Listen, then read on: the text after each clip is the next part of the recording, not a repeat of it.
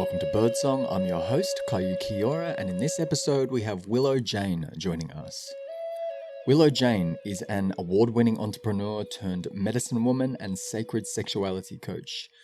She shares a one-of-a-kind coaching style with all of the tools that she has acquired throughout her own personal healing journey, weaving together shamanism, psychology, sacred sexuality, spirituality, neuro-science, and also cutting-edge business strategies that enable her clients to attain emotional, sexual, financial, and relational freedom through connecting to the innate sense of wholeness within.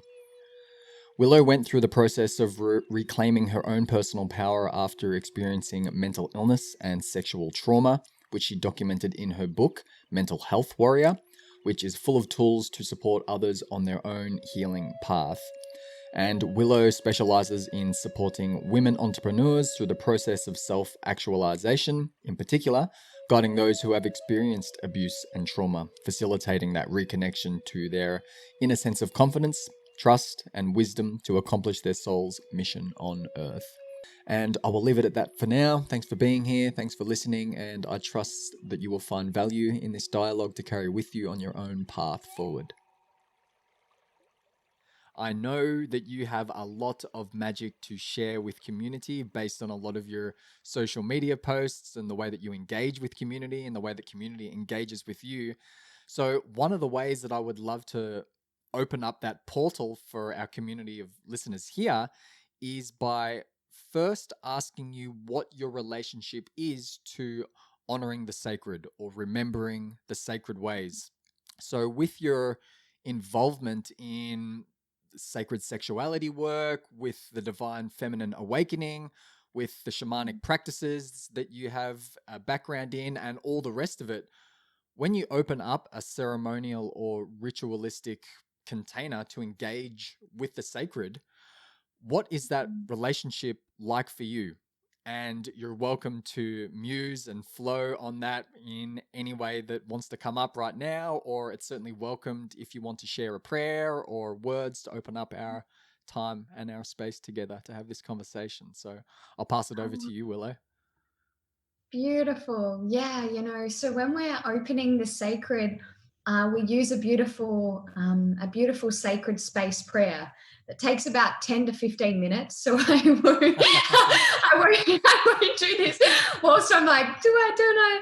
I won't do the whole, but I will just invoke the 7 directions now for us here.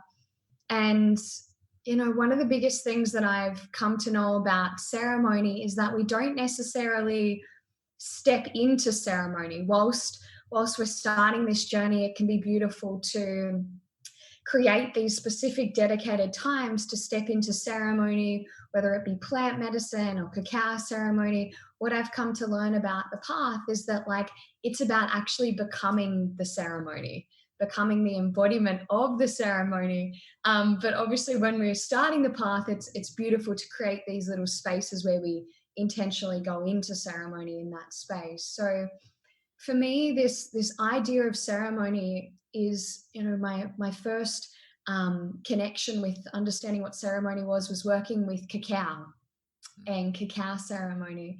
And for me, when we sit in ceremony, it's this beautiful communion with spirit and with our own divinity.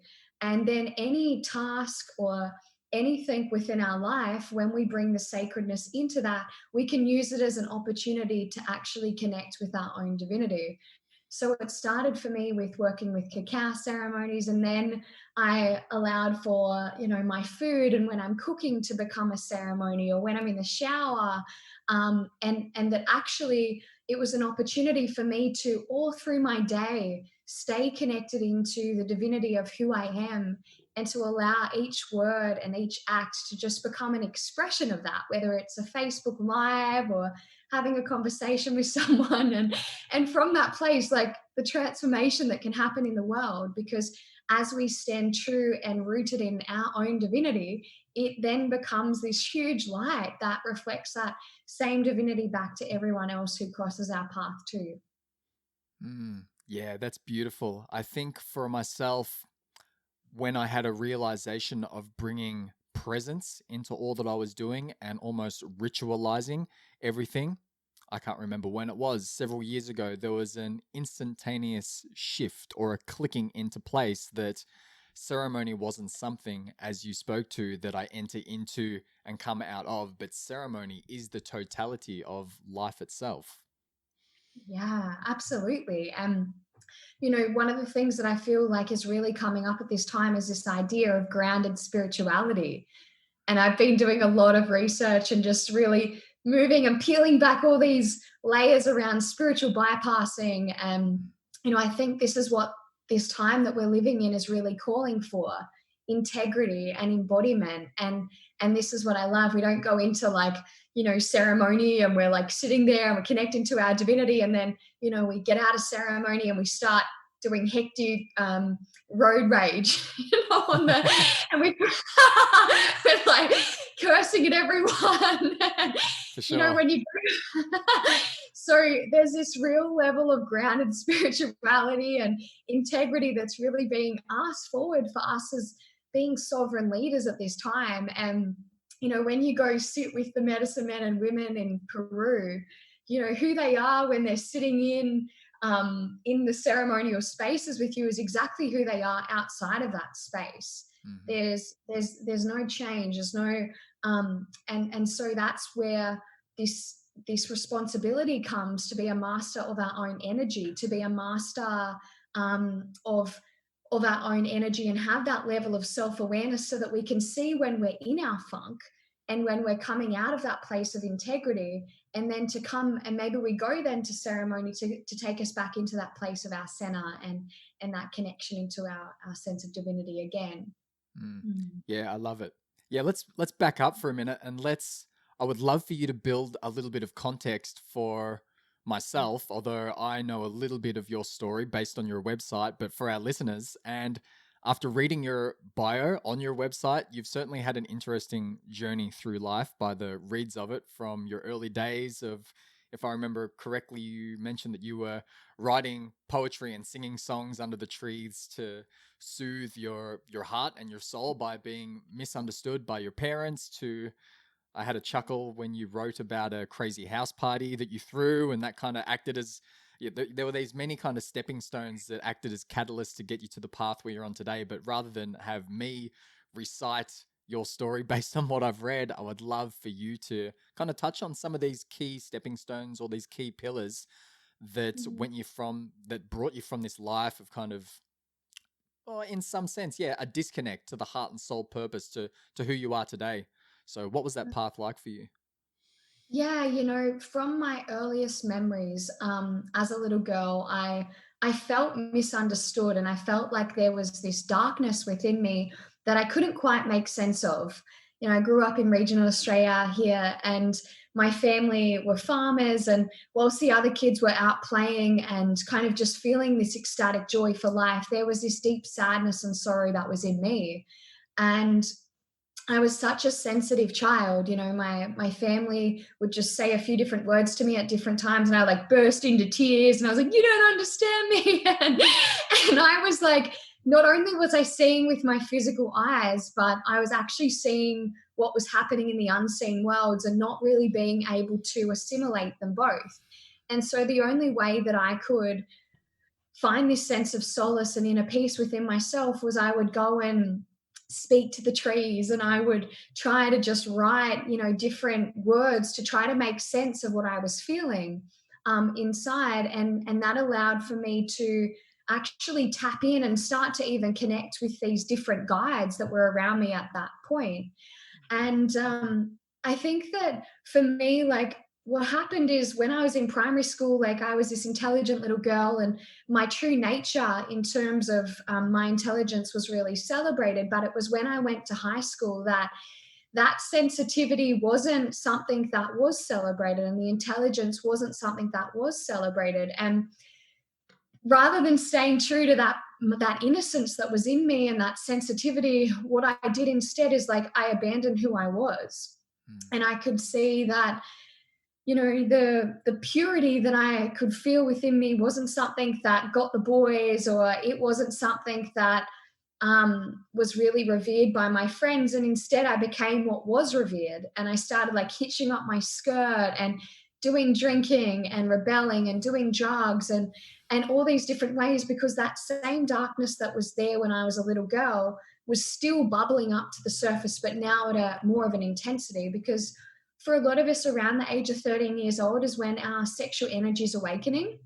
And a lot of people think it's just puberty years, but actually, like, ancient shamanic traditions really knew that it was at that time that we were connecting with our spirit guides, that that we were remembering our life purpose, and that it was actually an initiation at that point. But if your first bleed and your sexual energy is not something that you're initiated into, it becomes this chaotic storm, right? Mm-hmm. And so it was at that point where I'd kind of given up on that little girl. I'd given up on that little girl, and I didn't understand this darkness that was in me. And I started escaping that pain and avoiding that pain because I didn't have my elders around me. My parents were on the farm and they were spending all this time working, and they didn't actually understand my sensitive nature. And when I said, what was happening in my dream time, they just thought I was a little bit loopy. Mm-hmm. So it was at that point that, like, I recall like just feeling so lost, and like there was nothing in my 3D world that actually could bring meaning and an understanding to what was happening in here. Mm. So, yeah. Yeah, and that's such a huge piece of the puzzle as well. When something that Mm. I've noticed when people do transformational work or go through any kind of peak experiences, whether it's with sacred psychedelics or sacred medicine or whatever it is, we certainly lack that context, the societal context or the cultural context for us to be able to go, what is it that I'm actually integrating back into? And that seems like, it's a prevalent piece in, I think, in many people who, if we were to kind of slot maybe our listeners into kind of our generation, whether that's like 2 or 3 decades apart, it certainly seems like because our families, our parents are carrying all of this kind of ancestral tradition behind them, the ancestral lineage, and not necessarily a healthy ancestral lineage of being disconnected to the deep feeling, the deep emotional states of being, to what it means to honor the sacred, connect to land. So we're kind of left to piece together what it is that we're fragmented from and work it out ourselves and kind of try and pick up on mentors or teachers along the way.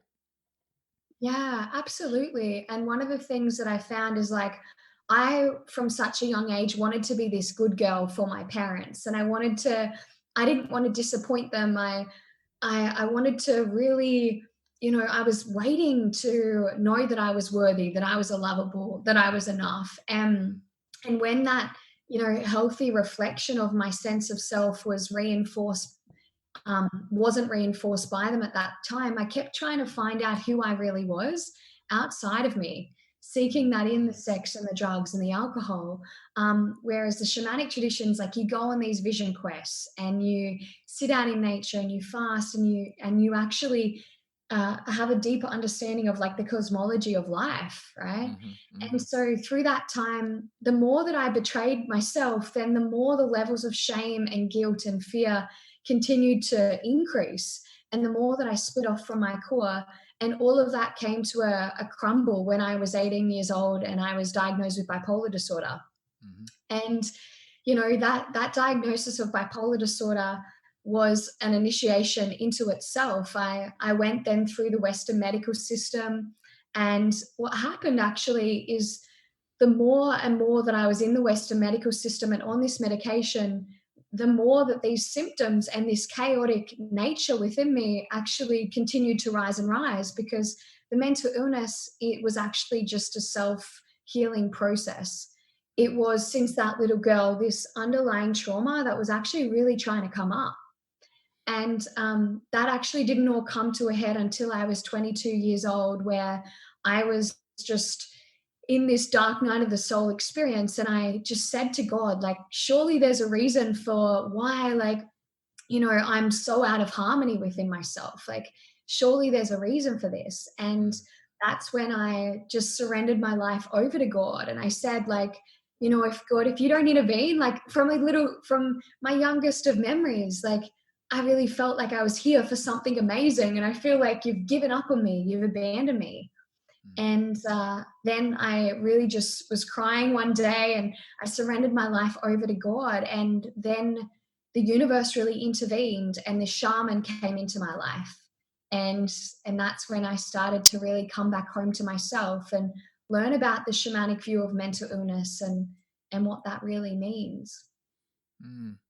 Yeah, I'm certainly not any kind of expert when it comes to the field of psychology, and I might be off base here, but whenever I have, for a long time, when I've heard the terms bipolar disorder or borderline personality disorder or many of these other kind of cognitive illnesses and the names that we give them, I've always thought or lent more towards the side that it's because we don't have that societal or cultural framework to be able to hold that we implement these, these confines of language. We put them into certain boxes where, like you said, there is a shamanic viewpoint to what mental illness is, and because we don't have that context, we just lump them in the category of, okay, you're mentally ill and now you need to go on these medications, and that's the way it's going to be.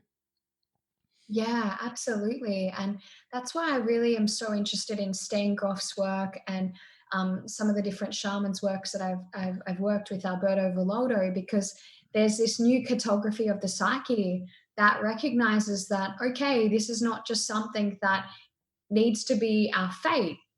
We don't just have to inherit this from our previous generations and then know that that's going to be our same fate, that neuroplasticity and epigenetics is sharing with us that like we actually have the capacity to write a new destiny for ourselves, and that mental illness is not a life sentence. And in my own journey, like I was actually tapping into the transpersonal realm, like, traumas of my grandmother, my, trauma, like so many different things that, like, a psychologist doesn't have the resources or the education to understand. Mm, mm, So then you can start to tap into the ancestral patterns and the karmic past life patterns, and some of these other things to then really bring meaning to it, that then allows you to take responsibility and then write that new destiny for yourself. mm. And somewhere along the way, along this path of yours, you ended up writing a book which was focused around mental illness. And I'm curious to know, within this book that you wrote, did you include a lot of these shamanic principles when it comes to mental illness, or was this something that you came across later and integrated? Tell me a bit about that.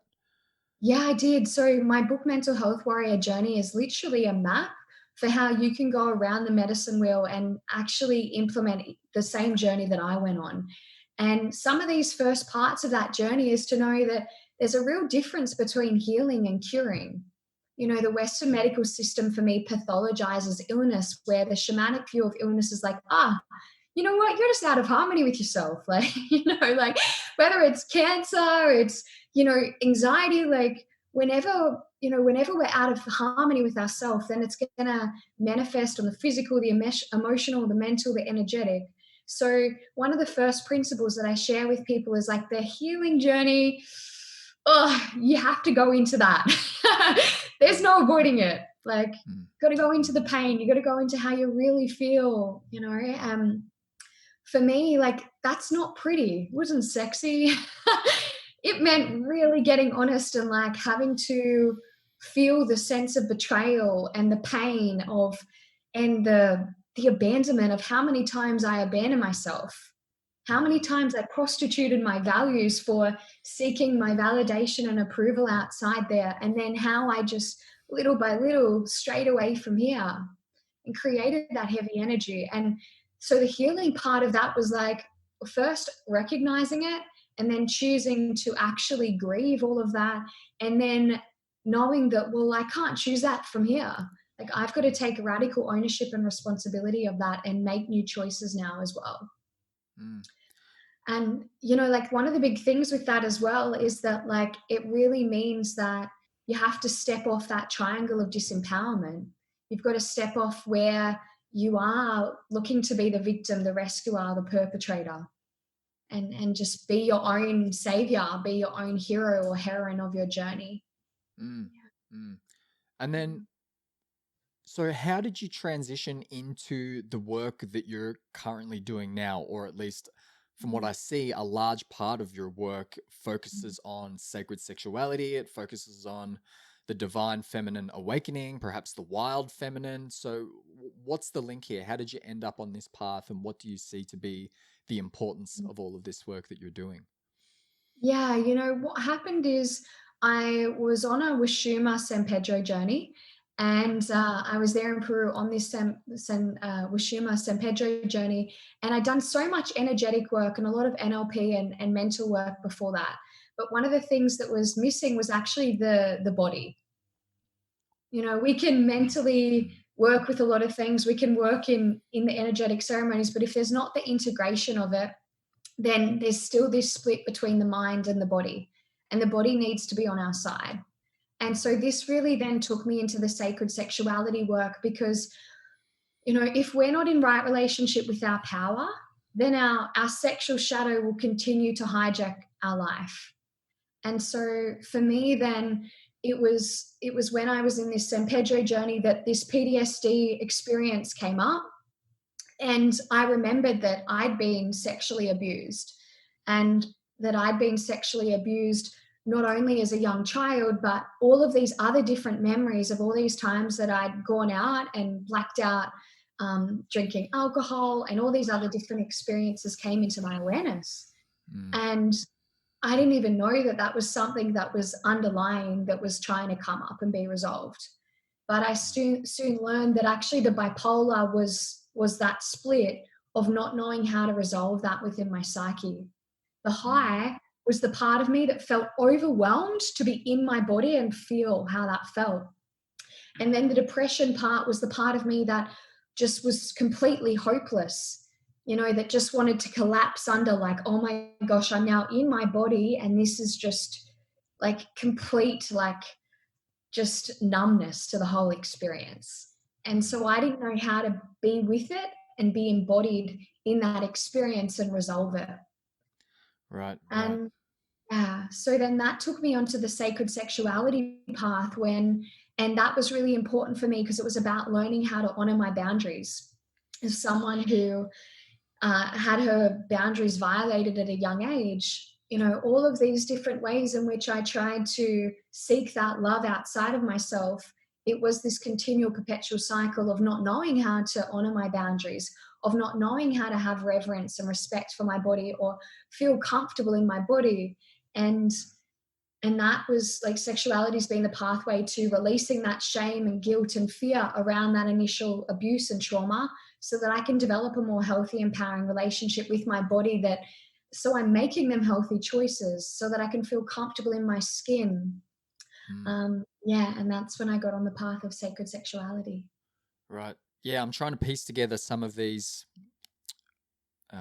words or the way that you're languaging this. So you've touched on body several times. So embodiment is a huge part of it. Knowing our boundaries. So these are clearly aspects of the divine feminine awakening, rising, sacred sexuality. Like, can we? I would love for you to unpack this further so that the listeners can gain a better understanding, but also for myself. Like, I mean, this is not a, while I'm certainly aware of the importance of what we might consider to be the divine feminine and the divine masculine rising and awakening and being able to really embody that and have that deep embodied understanding, and then also to be able to recognize the places within these archetypal energies where they're perhaps undeveloped or they're immature and we need to step up into them to a greater level of integration. But I certainly have not had a lot of experience when it comes to articulating these things or putting language to them or gaining more of a mind based, language based understanding of them. Because for me, when it comes to these energies, it is very much it's a felt experience for me rather than trying to put language to it. So I guess this is one of the things that I'm certainly interested in learning more about for myself, is finding the appropriate language to expand upon what these things are. Thank you. Yeah, it's a great point, and so many people bring this up to me as well because it's such a felt thing. So, this pathway of sacred sexuality, in its essence helps us to come back and discover our true essence, right? It's about discovering our true nature. And so the more time that we take to slow down and to go inwards and connect inwards into our heart, into our soul, what I began to discover and learned is that, our soul is androgynous, that it's beyond gender. Mhm. And that, like, within me, whilst I have this woman body, that there's these polar energies within me of both the divine masculine and the divine feminine.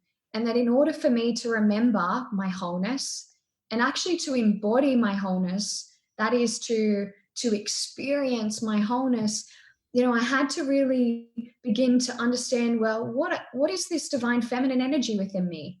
And what is this divine masculine energy within me? And where am I playing out the wounded aspects of these energies, and where am I playing out, or where is there growth for me to expand into the divine elements of these energies?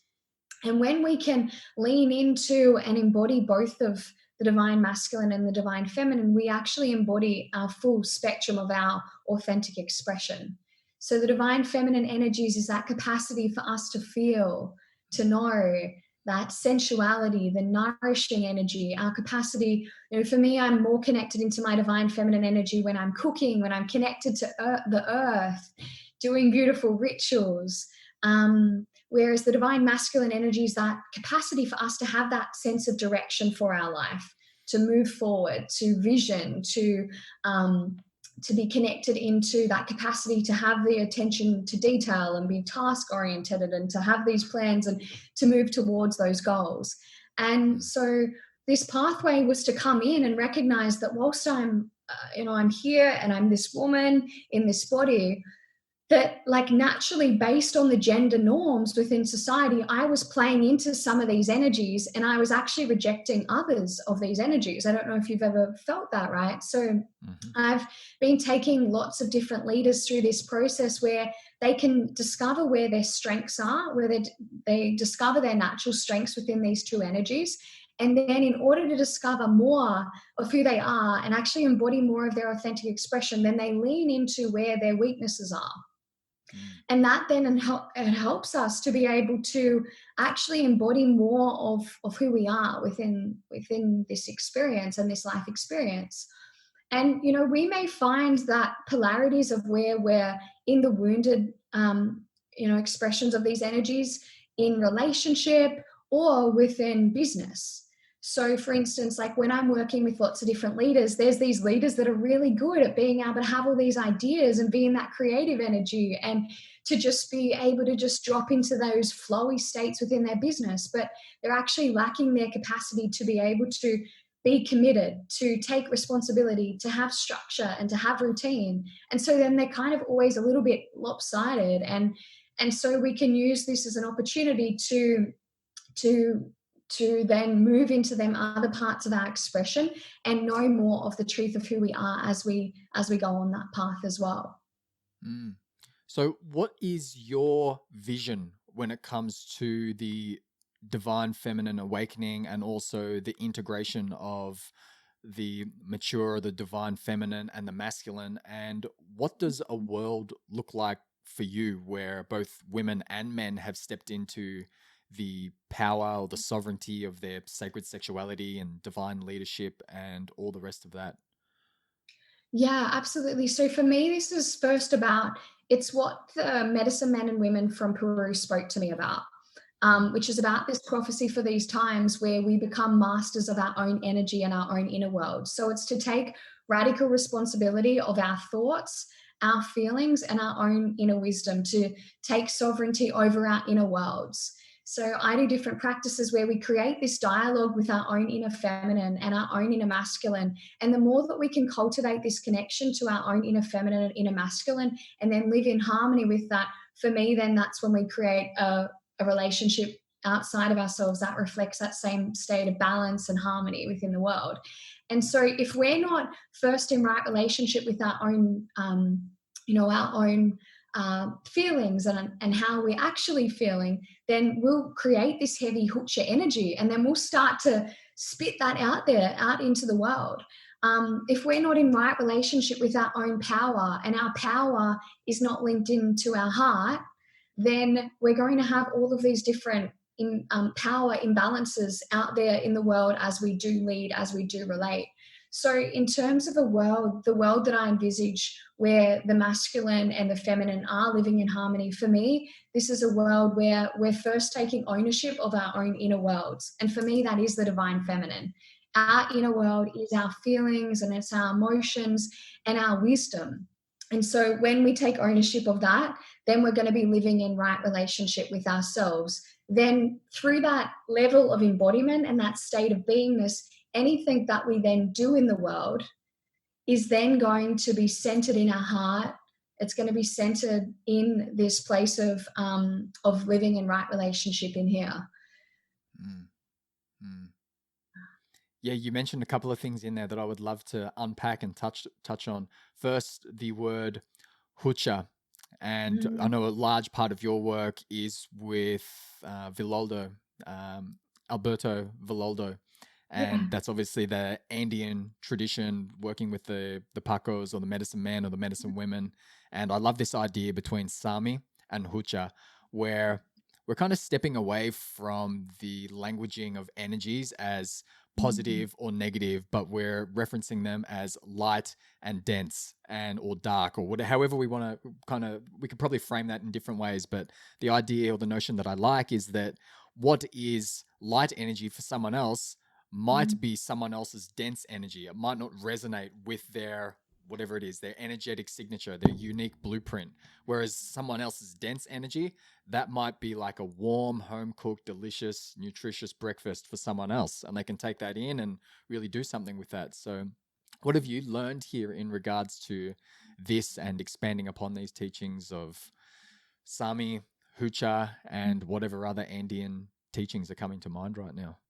Yeah, absolutely. So, with you articulated that so well. There's not good or bad energy. There's just heavy hucha energy, that which is in alignment with who we are, and then there's that which isn't in alignment with who we are, and then the sami energy. So, we can. The more that we become embodied, the more that we become aware of the subtle feelings and the sensations that are speaking to us through our day, the more that we can start to check in with, even if we're just having a conversation with someone over lunch, and we're having a conversation with them, just starting to check in with how we feel, if we feel energized, if we feel depleted after that. And again, it's this teaching of our mind, our heart, and our womb space, or our hara and wisdom center, and just starting to really be able to assimilate the information that's coming from that in our lives. So one of the biggest things that's come from this teaching is, to at the start of our day, to actually just start to check in to, how is my energy feeling today? How's my heart feeling? How's my body feeling?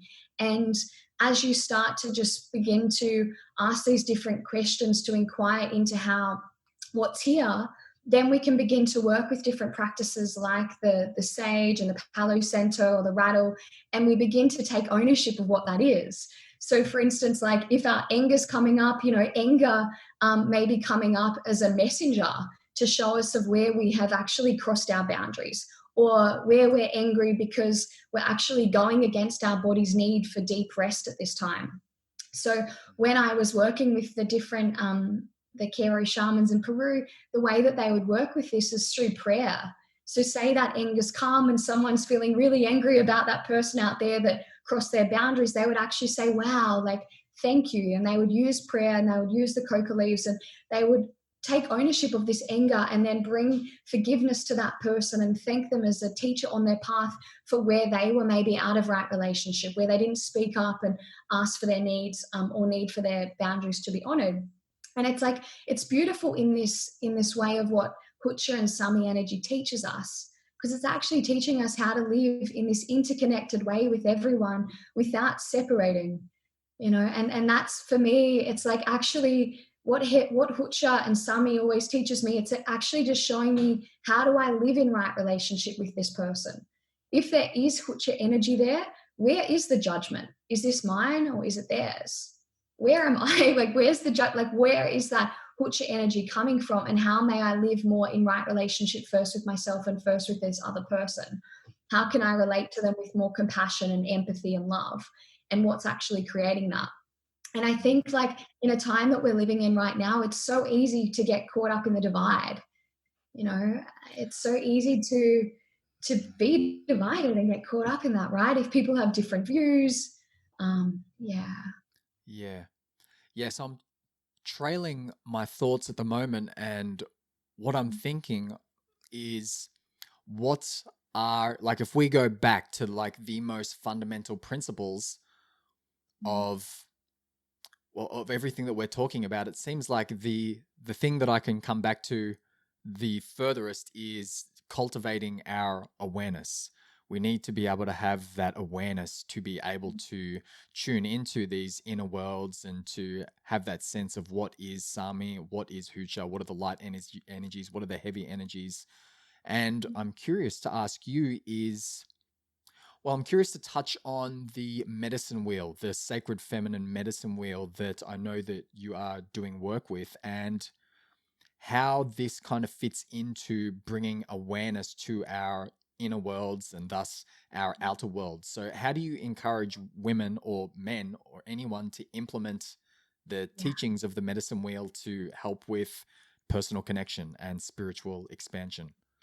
Yeah, absolutely. So the medicine wheel, we're talking about the direction of south, west, north, and east. And so whenever we have even, an issue coming up like this anger, we can start to actually journey with that same issue around the medicine wheel as an opportunity to shed, and then step into a new level of our own embodiment. So say for instance, I'm taking over 30 women around the medicine wheel at the moment, which is amazing. And they're using it as an opportunity to shed their false self and to step into their becoming as a divine feminine leader in the world. So if we're wanting to journey with an issue around the medicine wheel, the first place to start is in the direction of south. And that's connecting with the archetype of the serpent. And so the serpent always asks, like, what is charged here within me? What's the trigger? Like, what is this anger? And maybe I'm angry because I'm angry here, and I'm feeling like somebody's violating my boundaries outside of me. And when somebody violates my boundaries outside of me, I can't trust anybody. And you know what? I can't not trust anyone. Like, I can't be trusted to be supported in this whole damn universe, and like everything. So if that was happening in my world, I'm like, okay, Willow, like, let's just stop. Let's take a moment to just notice, like, what is the story? What's the limitation? What's this identity? And I would just close my eyes and I would start to breathe into my body, and I would just notice, okay, there's that part of me that keeps identifying with, like, I can't trust anybody. I'm always going to be hurt. I'm always going to be violated. And I have to actually first allow myself to just really allow myself to notice that story. And then I would start to locate it in the body. And I would feel, closing my eyes, just feeling and breathing into my body and noticing where it is. And again, this is really connecting the mind and the body together. And as we start to drop into that, it's, so many times in our lives and on our personal healing journey, we've acknowledged it. We've done 10 years on something, but actually if we don't feel it, we don't heal it. And so then I would help the client to connect into the body, notice where it is, and then we would start to actually go in the direction of south, like, what is this costing you? What is this costing you by holding this identity it's not your true self, right? Like, what if you're holding this outdated identity belief system? Like, what's this really costing you physically, emotionally, mentally, spiritually in your life? And what's the benefit of you actually costing it? And maybe I'd unpack that, and like, the cost of not being able to trust others is that, like, I don't open up my heart, I don't open up my vulnerability, and that's costing me in my business because then I don't put myself out there, whatever it is. There's so many practices that we work with to actually map that, and that can happen in one session or 6 months in a course. Once we've been able to discover that and understand the identity that's actually no longer serving us, then we move into the direction of west, where we work with Jaguar. And that's when we actually face the fear and go into the shadow and own the projection. And so I was like previously looking at that person angry out there, like, they can't be trusted, they can't be trusted. But if I take back that projection, it's like, where can't I be trusted? And what's the fear? If I trust myself, well, then I'll honor my boundary. I'll have to face this fear of my voice. and speaking up and asking for my needs and asking them to treat me in a different way that would be more in reverence to who I am, and meeting that possible fear of rejection. Mm. And once we've been able to discover that, then we move into the direction of north, where we make peace with the journey of like, wow, like we can really cultivate that place of forgiveness for self, forgiveness for the other. And we can ask, like, what is, we take, within the direction of north, we're connecting with hummingbird, and hummingbird's about sucking the sweetness and the nectar out of all of our life experiences. And just like, I love hummingbird. It's like, awakening that inner childlike state of curiosity and joy and wonder, and like, wow, all is well. Like, and if all is well and everything's really always happening for me, then what are the gifts in this? What are the lessons? What have I learned from this experience from the other? And when we can claim the gifts and we claim the lessons, then we go into the direction of east and working with Condor, where we rise above the situation and we see the bigger picture for our lives as well as the smaller details. And we start to discover, like, how is this supporting me positively for my future and who I'm becoming? And we can start to see beyond that little smaller situation, like, if I integrate and know that I can trust myself, whoa, like, what is the bigger, grander vision for my life and what is possible? And who do I now need to be? And how do I need to act in the world to now step into this more authentic embodiment of who I really am when I trust myself? And on my own journey, that meant me leaving a corporate job. It meant me changing my name. It meant me leaving, unhealthy friendships that were actually not built on, like, they were not trustable people because they were acting out in abusive ways and really hurtful ways. So then, actually, in order for that embodiment of this new aspect of ourselves and alignment with our authentic self to come into place, then we've got to do the work. We've got to change our life, let go of the healthy habits and all of that. And this process can happen. It can happen over 4 sessions. It can happen just as we're mentally working with it. We work with different practices in each of the different directions as well, from sand paintings to fire ceremonies, shamanic journeying.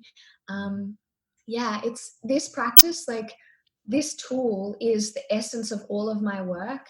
And like, this is the number one tool that just transformed my life and continues to. It's amazing. Yeah, so I'm trying to sum it up in my own language and mind here. So I love this trajectory, this circular pattern of bringing awareness, as we were speaking to, becoming aware of what the issues are. Like, it's not just confined to anger, as you mentioned anger a couple of times, but it could be the anger, it could be the anxiety, it could be whatever it is. And it's kind of like following those threads to see what timelines might unfold if we were to continue on that trajectory. And once that awareness has been developed, we kind of cultivate that and deepen and expand that to be able to see those patterns and threads within ourselves. And then it's coming to transmute that in with the hummingbird energy and coming to see the joy. Or the way that I articulate the medicine path often is that with the right perspective, there's medicine to be found within everything, and there's gratitude to be found within every experience that we go through. And I think that's been a really potent piece of the puzzle to be able to hold, to be able to find the medicine within absolutely anything. And then I love the medicine of Condor as well, and how the condor just feasts on all this putrid, rotting flesh, but then transforms that energy of death into new life as it flies up, the highest flying bird, able to look with all of this just phenomenal, expansive vision, and being able to really carry that archetypal energy within ourselves and see the vision for what we want our lives to be like and how we want that to unfold. And one of the things that come to mind when you were talking about these different practices and some of the changes that you yourself went through, we share something in common here, which is a name change. And I would love to hear you articulate if you had any kind of ritualistic process around the changing of your name and what that looked like for you, because I wrote an article about it quite a while ago and a lot of people have found it to be very interesting. And I suspect that this is a little bit of a collective notion, that there are a lot of people out there that deep in their hearts feel like, yeah, I get that I'm a John Doe or a Bob Willis or whatever my name is. But like, it doesn't really jive with me 100%. I feel like that's not really who I am at my core. So I'm certainly curious to hear your take on that. Yeah, thank you. You know, I was this name change for me came up when I was in Germany studying with Alberto Villotto, and I went around the medicine wheel, and I had this destiny retrieval where they actually track your destiny, and then yeah, they do this specific. It's called a destiny retrieval process. It's like for listeners, they're probably like destiny retrieval, like what? There's this thing, Bruce Lipton, like he's done a lot of work with it, but around every individual are these different timelines. Maybe people have heard about timeline therapy. And so anyway, I was getting this destiny retrieval done, and I was these different memories were coming up of when I was a little girl, of when I would, you know how I was saying at the start, I would go out and spend time with the trees. Mm, Well, all these different memories started coming into my awareness of like how I used to find solace working with the willow trees, and all these different memories started coming by, and I felt like the name Samantha, which was my old name, just didn't resonate at all. Like, and these memories of the willow tree started coming in. So how I worked with it is I just did a fire ceremony. You know, that's one of the beautiful things about the Kera shamans in Peru is like they came down from the mountains and they said, you know what, the fire ceremony is not just for the shamans, you know, who have done the training to now share with the people because of these times we're living in, and there being so much hucha energy, like anyone can do a fire ceremony. So when I was at the end of my training in Germany, I went out into nature and I picked something from nature, whether it was a flower, a little bit of a tree, and I picked everything that was a representation of like the gift that the name of Samantha gave me. And then I gathered with all of them little pieces and I blew my thanks and my gratitude into all of the different parts of my life up until now that that represented. And then I burned it in the fire. And it was just a beautiful way. Like I know I left Germany after that time and I came back home to Wagga Wagga and people were like, you're a new person. And, you know, Samantha for me was, yeah, like Willow for me represented the softness and who I was who I was when I rejected the narrative of society and who I'd previously bought into. I thought I needed to be to think that I was worthy and lovable enough. And Willow was like the real essence of who I am, this connector between heaven and earth who is connected to the land and the cosmos and is this dancer between worlds. And you know what, no longer wore shame or guilt for that and just really accepted herself you know, as she was. So definitely recommend that for anyone. Fire ceremony, bringing gratitude in is a beautiful way to just, you know, like for me, it wasn't about saying I'm not Samantha. Samantha's still here, but there was like this higher part of me that became embodied that I could really feel. And she's holding Samantha. Samantha's still here, and Willow's kind of like this mm, grandmother that she just like holds now. Samantha in here. mm, Yeah. mm. Totally. Yeah, I had a laugh when I reached out to one of my old buddies a while ago, and there's the old saying, it's like, you've changed, man. And he's like, the ultimate is not just you've changed, but it's like, you've changed your name. That's how much you've changed. Yeah. But it is. It's an interesting thing, We go through so many things within our lives, and we change professions, we change interests, we change the clothes that we wear on a daily basis, we change our skin if we're getting tattooed. There are so many things that we change about ourselves, but the one thing that seems to stay constant within a Western societal or cultural context is the names that we're birthed with. And we look to many other indigenous or traditional native based cultures, and sometimes they can have multiple names that they step into over the course of their lives, or they may have initiations that they go through, specific rites of passage that they adopt a new name, or they might have a tribal name or an indigenous name, an earth-based name, and then they may have the legal name. So yeah, it's always been an interesting piece of the puzzle for me, the old name change, and how many people are resistant to it as well and get triggered by it, especially family as well. Oh my gosh, yes. Yeah, you can be like people can think you've gone a little bit whacked. Hmm. And yeah, like definitely. And I think then, so when we take on a different name, we're speaking that name, others are speaking that name as well, and it brings to a whole new destiny for ourselves and a whole new energy for us to embody as well. Mm. So how has your navigation process been? And this is going to be helpful not just within the context of changing one's name, but coming against any sort of resistance for choosing to adopt or step into a new identity for ourselves and all of the backlash that can come from friends or family or community. What is your advice based on your own experience for people that are experiencing that type of energy from others? Yeah, it's really tough. I just want to acknowledge that it's really tough. Like, I've had to do three really radical identity changes in my life, and I'm just going through one at the moment as well. And I think one of the things is like really getting clear of why we're doing it. Like, what is this going to cost me to not be true to who I am? For me, when I was going between corporate to the shamanic path, it was like it was actually costing me my physical health. And one of the things that I found is if we don't get the small little messages, like, life just keeps getting tougher and tougher until we get the message, like, it's time to shift. So for me, Mm. that's always been great inspiration of like, what is this costing me? How's this affecting my energy levels, my emotions? Like, how is this keeping me, if I don't step into this new identity and this more authentic representation of who I am, will I ever be able to share my gifts with the world? Will I ever be able to attract a relationship that's actually meeting me where I really want to be? And so I would really encourage you to really journal or just sit in meditation and be like, what is this costing me? And what's the benefit of letting that go? And I've always found that what I have let go, whatever I've received has always been so much greater than that. So I would encourage that, having a daily practice that allows you to really stay in your center and stay in your heart, in that place of trust for the journey, and then trying to then find more connections that are more of an authentic representation of who you are becoming as well.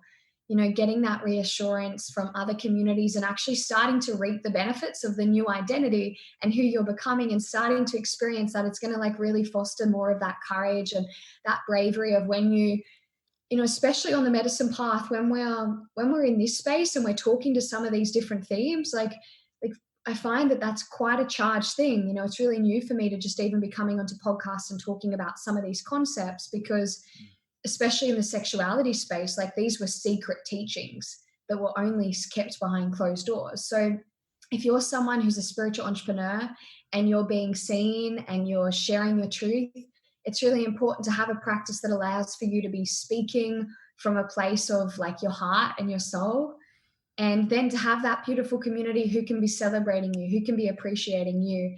And yeah, the more that we experience the benefits of like, oh, these people feel amazing, that I'm attracting all these like-minded connections, and it's really going to inspire us to keep going. Mm. Yeah, when we're talking about challenges as well, I would love to know what some of the biggest challenges for yourself has been when it comes to working with women through this notion of awakening the divine feminine and sacred sexuality. So, what are some of the challenges that you're navigating and what have you learned from them? Mm. I think one of the biggest challenges has been the sisterhood wound. So yeah, the sister wound, where we come into these spaces for healing and to connect with other women, but these ancient memories in ourselves of like the witch hunts and the times that other women have betrayed us, they come up, and we're coming into these spaces for that love and connection and community, and we're not knowing how to navigate that. So for me, that's definitely been a challenge of like, how do we bring self-forgiveness in for this, it's almost this unconscious kick in the back of when we're wanting to open to a beautiful sister, and that's coming up. So that's been a big challenge for me. And what I've found really helps women is to just increase their awareness of like, we haven't been taught true sisterhood. So the more that I've been able to share with them that this sisterhood wound exists, and it gets shown to us through like comparison and jealousy and envy, and that the antidote to that is actually sitting in circle and witnessing our sister, and as she shares her trauma, or as she shares whatever's happening for her, trying to see ourselves in her story, trying to relate from that place of empathy. From that's been a big part of the journey. Um, another big part of the journey and challenge with the awakening of the divine feminine is really trying to create enough safety for women to come into this space in the first place. Like, this stuff can really sound quite woo-woo, and only science now is starting to just kind of catch up with these practices. And so some of these practices can also seem really simple. And so one of the biggest things has been like helping a woman connect to her self-worth, that she doesn't have to stay in pain. She doesn't have to stay in disconnection, and that she's actually worthy of more. And that she's safe to be in these spaces. Like, she's safe to receive love. And for women that have experienced a lot of abuse and trauma and disconnection, there's this sense that, like, I must be punished. I must keep being perpetrated, because and it's been me too. Like, that's all I'd experienced, and that's all these women have experienced. So sometimes what the scariest thing to receive is actually healthy love, because it's been so foreign for such a long time. So for me as a facilitator, like, holding that where I'll become the perpetrator, and to know that it's my responsibility to hold a really clear space to not become a character in their story, to educate them on where I can see they're loose on their boundaries, and to be so in my integrity as a facilitator to call them out on that, to actually call them into their power, to call them out of the story of when these different patterns are there, to bring it into their awareness in a really loving way. And that creates, as a facilitator, you need to have a lot of self-awareness and a lot of responsibility on your own light and dark as well. Yeah. Yeah, I'm just thinking about how that is not necessarily a role that is confined to the identity of being a facilitator, but that extends into our relationships as well. It's finding healthy ways to communicate these ideas and notions to people that we are in relationship with, and it's a practice, isn't it? It's a daily Absolutely. practice. Yeah, and in my partnership at the moment, we're really in a beautiful sacred union where we're both, trying to anchor this vision of what we see, where the masculine and feminine walk together. And this has been one of the things that we've been noticing as well, like having to recognize when the other person's stuff's there. And, the divine masculine is like, what we've come to know is that the divine masculine is just integrity, integrity with his power. And the woman is integrity with her love and creating that space of intimacy. So as I know, I've come into these places where I've dropped in my worthiness and I've gone into that unhealthy feminine where I'm feeling like shameful or not worthy, that then he'll see when I go into the wounded feminine. And then as the divine feminine in his integrity, through his own love and connection into his own power, he'll lovingly call me into the divine feminine. And so in this place, then we learn to like heal the wounded expressions of both of these energies and then meet in the divine of these within ourselves. And so, yeah, absolutely, in relationships as well, there's this beautiful calling out, not in a disempowering, gaslighting way, definitely being in their relationships, but in a really like, I see you in me, and, out of so much respect for who you are, I want to encourage you to become more of your own divinity. Yeah. Two questions are coming to my mind right now. I would love to ask you when it comes to the unhealthy programs that people are carrying, what are some of the most prevalent patterns that you notice within people doing this work? And also, I'm also thinking about relationships where one person has had a lot more experience or has integrated a lot more of their darker aspects or done a lot more shadow work compared to someone else in the relationship.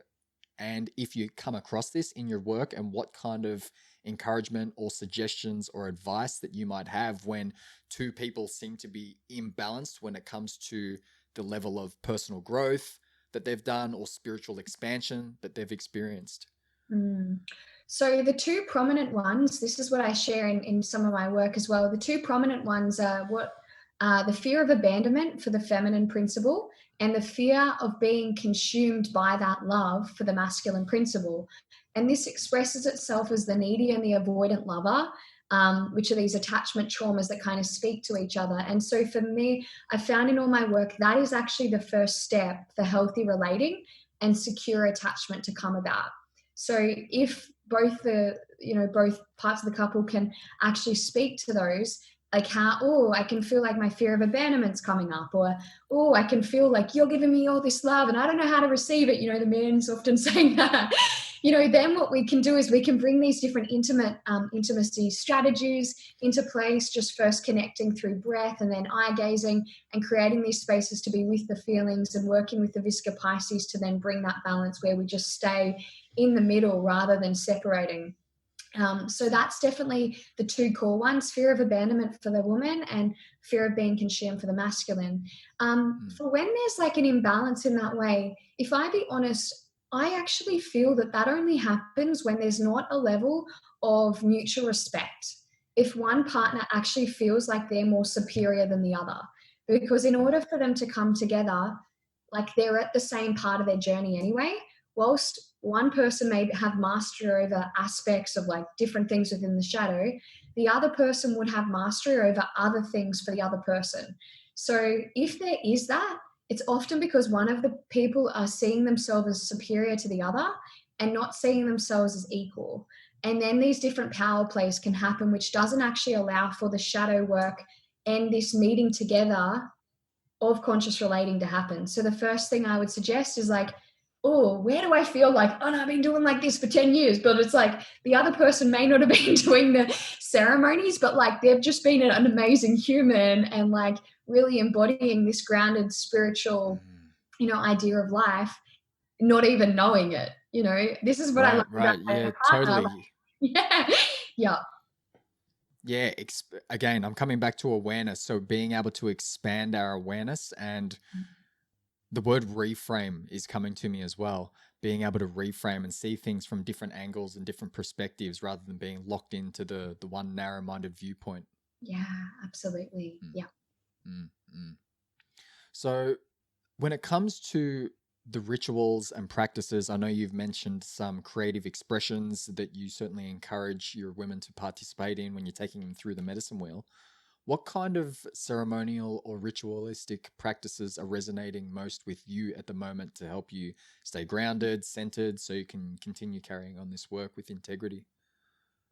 For me, it's daily ceremony. So at the start of my day, I go and sit in nature by the ocean and I do a meditation for 20 minutes, which tracks my like a future potential.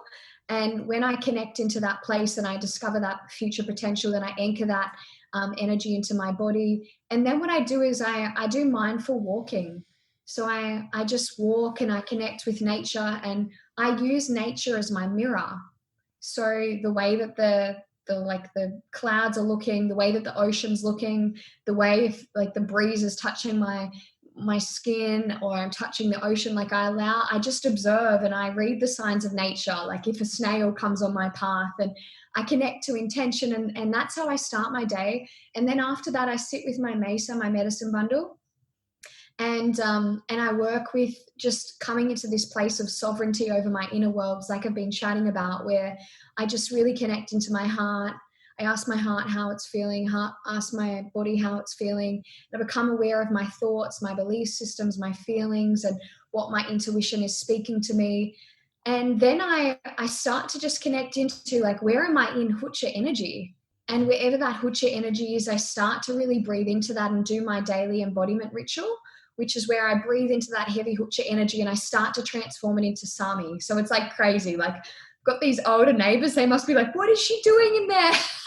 I start like screaming and I bring sound to it and I'm like doing tantrum exercises and doing grief wailing and anything that I'm feeling for myself or whatever, I just start to bring breath into it, bring sound, and then to really transform that energy and integrate it. And then I ask these parts of me what they need. And it may be just to sleep or rest or go and say that to that other person. But like if I can bring myself into a place of ini, of right relationship, I know then that I'm going to embody the change the world needs to see. Like when I align to my most authentic self, like that is me living on purpose. Yeah. Mm. Yeah, and there's an importance in the things that you're bringing up, as in being the medicine, really carrying and embodying that medicine within ourselves. And I would love to hear your take on what we're experiencing at the moment as a collective. And I know I think I've seen you post a couple of social media written pieces up about this collective shift that we're going through. That, you know, everything, the whole CV-19, everyone's kind of going bananas about what's going on at the moment. So what's your take and what's your message regarding this? And, you know, I think we've encapsulated a lot of it within our conversation already, Yeah. but I just wanted to ask you more specifically about that. Yeah, so this is like a spiritual war. It's actually a spiritual war of our energy, right? And so that's why I'm so passionate about speaking about this. This is a spiritual war of our energy, of whether we're going to reside in a state of fear and survival, or if we can awaken to higher perceptions of what this time is teaching us and take ownership of it. So if we're angry at the leader out there who's not taking responsibility, it's actually an invitation for us to come in and say, where am I as a leader myself not taking responsibility? You know, if we feel like we're angry out there, you know, by other people's opinions or their way of approaching things, actually it's this massive invocation into our own shadow. If there's still a charge out there, it's still something for me to look to in here.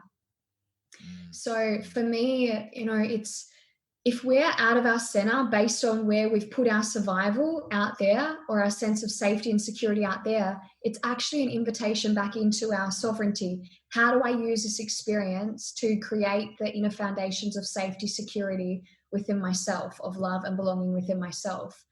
And that's what I feel that the Aquarian Age is all about. It's about stop looking to the gurus and the leaders out there, that actually we're all leaders. Like, we've been conditioned to think that a leader is like a politician or someone out there, that they're going to save us, you know, and we're in this victim state. We've given our power away. And so instead it's like, okay, like, how can I actually listen to how I want to live my life? And that's why people have lost jobs and relationships have broke down, because this is our opportunity to come back home to ourselves and to live in alignment with where our soul is taking us. And, you know, it takes a lot. It takes a lot of stillness. It takes a lot of, you know, slowing down, of sitting in meditation, of maybe fasting, or clearing our vessel of all the environmental toxins and the free radicals, so that we can actually listen to ourselves, right? You know, really deeply listen into ourselves. And we're either going to be in that narrative of the fear, of the chaos, of the uncertainty, you know, or we're going to actually come in and choose to recognize my best defense right now is to transmute that heavy huacha energy into sami energy, to get clear, to take aligned choices, to make, you know, to raise our vibration, and to go, okay, what is my part in this? Like, what did I sign up to? What is my part in all of this?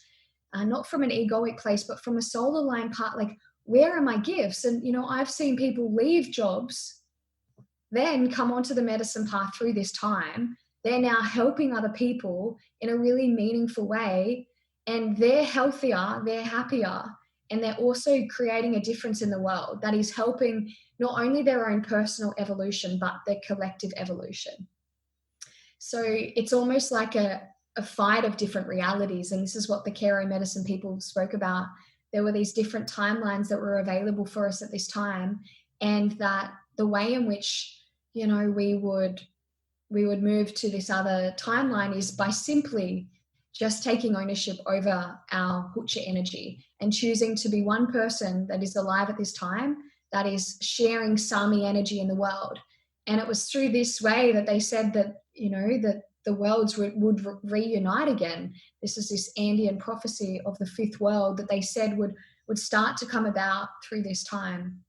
And this is what, at the start of 2020, I began to see that first with the fires, and then with this pandemic as well. Yeah. So much empowering wisdom that you've shared, Willow. It's been an hour of power. I would love, if you still got some time, I would love to shoot a few rapid fire questions your way, if you're open to it. Yeah, let's do it. I'm interested to know who you consider to be some of your own mentors or role models, teachers. I know we've mentioned Alberto Villoldo already, but who are, or perhaps it's a portal, opening a portal to acknowledge any other names or teachers that have greatly informed the work that you've done and the person that you've become today. Thank you. Yeah, so this beautiful shaman in Melbourne, Dig, beautiful shaman in South Africa, Dora. These are not public, they don't have any public profiles, so all my mentors. I'd also like to recognize Kate and Jeff. So they're based within here, Kate Gray, Jeff Slater. Love the work that they're doing as well. But my biggest teachers would be Alberto. Yeah, definitely Alberto and Shakti Milan, who's also in South Africa, who does the sacred sexuality work. Yeah. Following on from that, do you have any books or sources of learning? And when we do wrap this up, we are for sure going to touch on your offerings, but any other books or sources of learning that you might recommend to others who are interested in all of these themes that we've been speaking to? Yeah, I would recommend definitely go and grab Alberto's books. One Spirit Medicine, Grow a New Body. He's got an amazing shamanic detox in there. And like if you do that detox for 30 days, like it awakens these higher perceptual states within the brain, which are phenomenal. So I would definitely highly recommend his books. Yeah. Cool. I've got two more for you. A little bit left field. What is a passion of yours that you rarely share with the public? Oh, What's wow. coming to mind? Something extremely kinky. I've got this. Well, I guess that's only natural being involved somewhat in the sacred sexuality sphere. Oh, like I love earth-centered sensuality. So like I love being in waterfalls and anything like being in waterfalls, like rolling around in mud. This is a passion of mine. Being in waterfalls, just yeah, for me that connects me into my nature. It just takes off all of the superficialness that sometimes I feel like we get, carried away in life, and just takes me back to like we're all just skin, bones, blood, and it brings me through into this humbleness. And yeah, so that's my passion, is to to just get naked in nature. I would highly recommend that. Anybody's feeling off center, like just go do that. Yeah. Yeah, totally. Yeah, it's connecting with that wild, sensuous, fleshly, animal, wild being that we are. Yeah. Yeah. Mm-hmm. Okay, last one for you. What is it that comes to mind that you are not very good at that you're trying to get better at? Ooh. Yeah. So this is asking for help. Yeah. I'm a really strong, independent woman. And what I'm really trying to get better at is like receiving. Yeah. Receiving. Yeah. Receiving. Uh-huh. Asking for help and receiving. Yep, I'll put my hand up for that one. Guilty as well. Yeah, I think that's a common thread. Another thing would be like cooking amazing pancakes. Like I've got some buckwheat pancakes in there, and like I'm like I really want to cook like these amazing meals also for my partner. So like that's where my growth is right now, is like cooking better meals for him, for us to enjoy it. Mm, Yeah. cool. Practical skills. Love it. So what I want to say is thank you for joining me, Willow. I've really enjoyed this, and I really found a lot of value in the wisdom that you've had to share regarding the divine feminine awakening and sacred sexuality. And I'm sure our listeners have found many gemstones in this dialogue as well. So, where would you like to direct people for any of your upcoming workshops or any immersions that you've got, or just yourself moving forward, keeping in mind that I'll have all of the links and resources in the show notes as well? Amazing. So they can just head to my Facebook page. I am Willow Jayne, my Facebook page there. And I've got a Path of the Medicine Woman 6-week cacao facilitator training that's underway at the moment that people can join. And I've also got an upcoming Sacred Sexuality and Embodied Leadership 16-week immersion that's starting on the 1st of September. So yeah, they can go over there, follow me on Instagram. I'm on Instagram as well under Willow Jayne, and I'd love to connect with everyone more. And it's Willow Jayne as in Jayne as Yes. well. Good point. Yeah. Hmm. Yeah. Yeah, cool. Okay. Well, lastly, just as we opened up the space, I'd love to invite you to share something to close our space together, whether it's any kind of closing remarks or words of wisdom for our listeners or anything in relation to honoring the sacred. I would just like to give thanks to you and the community that you stand for. I really feel the integrity behind what you're doing and what you're sharing. So I actually just wanted to give thanks and use this as an opportunity, because I have been holding these beautiful intentions that I would only come on and share in podcasts that are like aligned, and I call in the lineage, and I felt as soon as I came on this call, my heart opened in just like awe at the work that you're doing. So I'd just love to close in gratitude for thanking you for giving me the space to share all of this with you and your community. Received. Thank you, Willow. And thanks to Spirit and the Great Mystery for allowing this creative endeavor to bubble through myself as a vessel. So passing that on to the greatest sphere of beings and ancestors and the shoulders of the giants who I stand upon that make all of this work possible. Thank you.